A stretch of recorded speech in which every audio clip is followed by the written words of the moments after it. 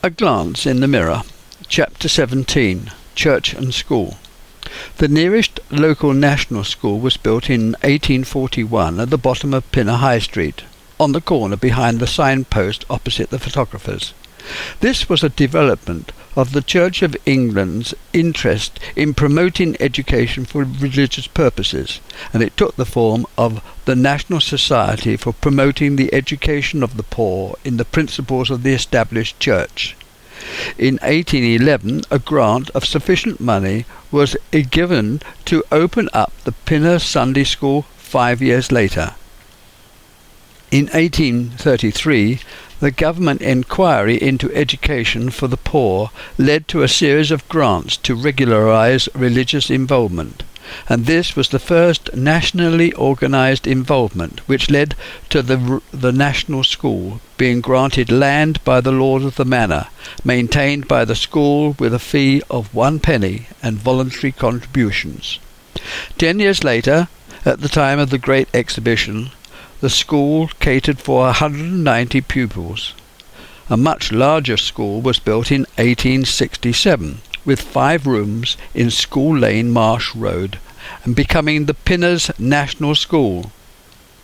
In 1950 this school became the overspill for Headstone Secondary School, where Terry spent his final year. The Education Act of 1880 made school attendance compulsory. In October 1891 lessons at the infant school were free, though the upper children were charged a penny a week. The National School continued servicing the local children's education for a further 40 years, when the influx of children from the new estates demanded more accommodation. The Middlesex County Council soon provided new schools. Headstone Lane Secondary School was the first to be built in 1929. Pinner Park in 1931, Cannon Lane in 1934, and Longfield a year later. It was to this school that Stan attended in 1939 and Terry a year later. Longfield Primary and Junior School was situated halfway between North Harrow and Rayners Lane, built at the same time as the surrounding houses, in typical 30s style, of brick with a flat roof, concrete sills and metal-framed windows. It educated about 150 primary children, and about the same for juniors, staffed by 10 teachers, a headmistress, secretary and caretaker. The playground, asphalted and marked out for netball, relieved by a shrubbery on 2 sides. The headmistress banned the sports field for breaks except for the annual sports day, because children became far too dirty, even in summer. A chain-link fence circled the school's boundary, separating the school from its surroundings. Children seldom played truant, although there was always the odd boy who did, and got away with it. The school's board inspector pedalled round the roads on his bike to catch out those unwary children trying to evade being caught.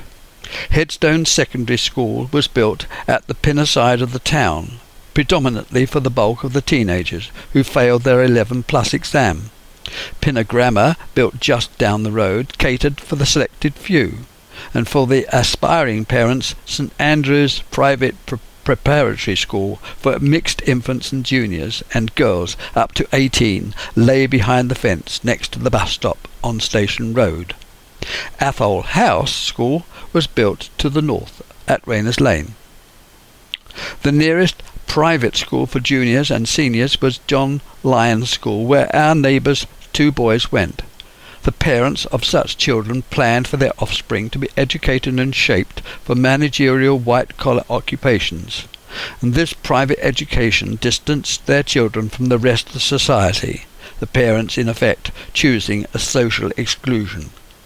The school's fees bought better academic and sports facilities. Discipline, compulsory homework engendered higher social expectations.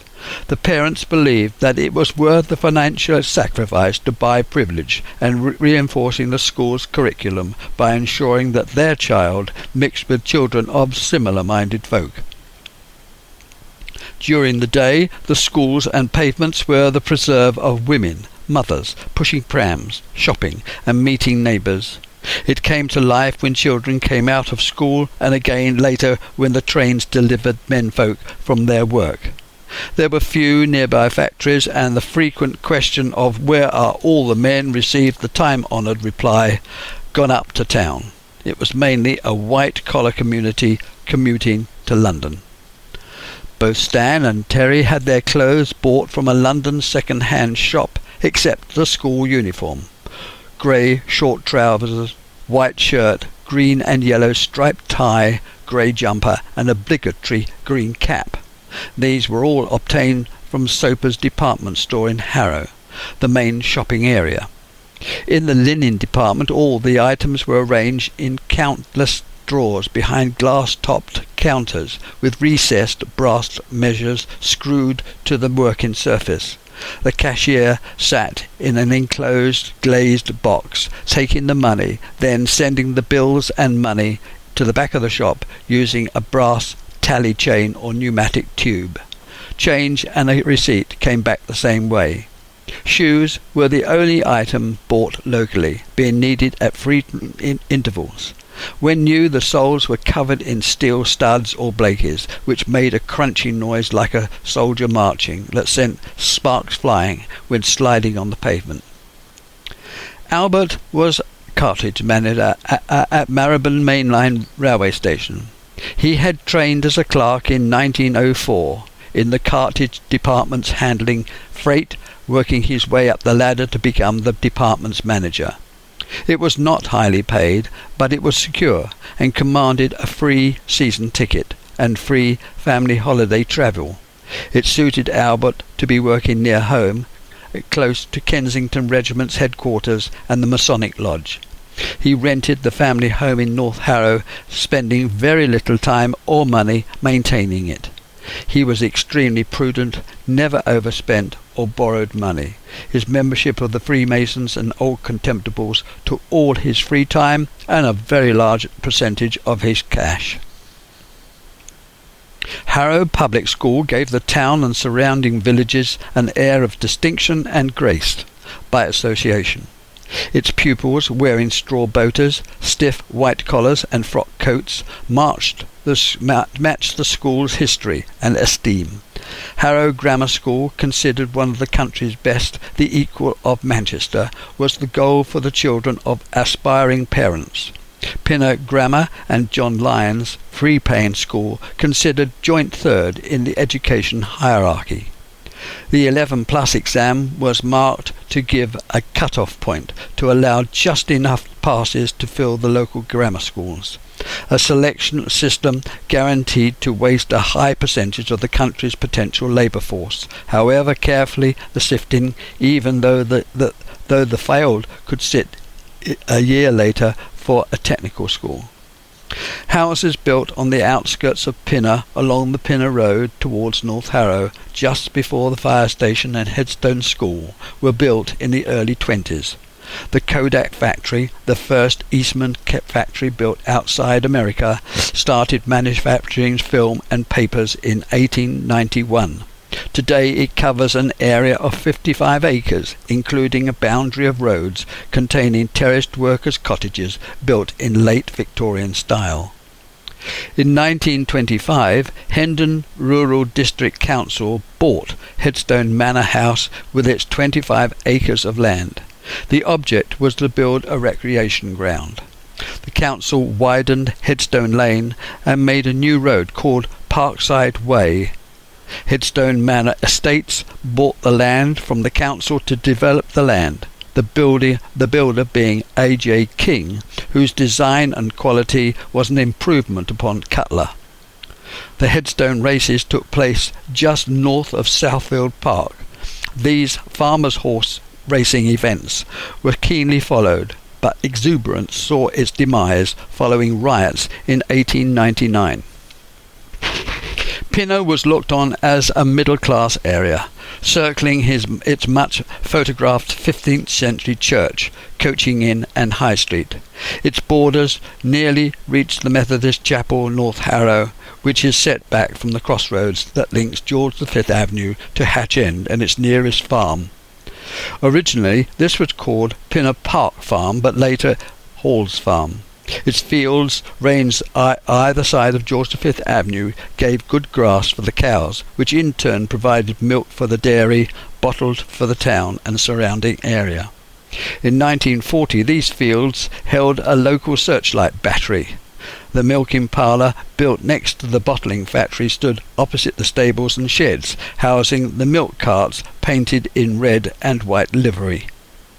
The horses, harnessed to all delivery carts, remembered their round as well as the milkman. Never needing to be told to walk on, these horses provided Elsie with the necessary manure for her tomatoes and roses. The farm's original estate had been a deer park of over 200 acres. The first recorded building on the site was in 1560. The present farmhouse, which boasts Hall's Farm painted in large letters on its side, was built in the 1750s. By walking across George V Avenue over the fields towards the public footpath, you come to East End Farm Cottage, euphemistically called Snow White Cottage. This early 15th century building in Moss Lane can claim to be one of the oldest surviving houses in Pinner. It was built by Roger of East End and reputed to be an open hall house. In the 1850s, the farm was called Hedges Farm, and generations of the Hedges family owned it until 1935, when it was sold and the land split up. Gypsy caravans travelled along the main road, and sometimes in convoy. Many of them were richly painted, with floral designs with beautifully carved furniture and antique porcelain. They told fortunes at fairs and sold pegs and rat traps door to door. The women brought round baskets of lucky heather. 4 main churches served the town's citizens. The Roman Catholic Church, St John Fisher, which was positioned halfway down Imperial Drive. The Church of England, created the parish of St Alban in 1930, graced the crossroads near Village Way. The Baptists eventually found their home in Rowlands Avenue, and the Methodist Chapel behind railings and privet hedge stationed at the corner of Pinner Road and George V Avenue. And the Christian Science Hall, close to the synagogue along Imperial Drive, wasn't far away from Longfield Chapel. And these places of worship were stationed at the boundaries of the town and gave shelter to their school and choir, plus sundry other associations and groups. The largest congregation was by far attended at the Roman Catholic Church. Every national club and association celebrated St George's Day, the Sovereign's birthday, Empire Day, and other special events associated with the club. The national flag of St George was raised on these special national days. The majority of boys in every town were members of national youth associations like the Boy Scouts, Church Lads or Boys Brigade. Older youth joined Army, Navy and Air Force Cadet Corps. Girls too had their organisations, which they usually finished when they reached school-leaving age at 15 or 16. Monthly church parades saw the various organisations march behind each other following the Boys Brigade band. Flags held at the slope before the church door as the signatories filed in, led by the mayor. Heating in all homes was by coal, supplemented by some coke, and the cooking by gas.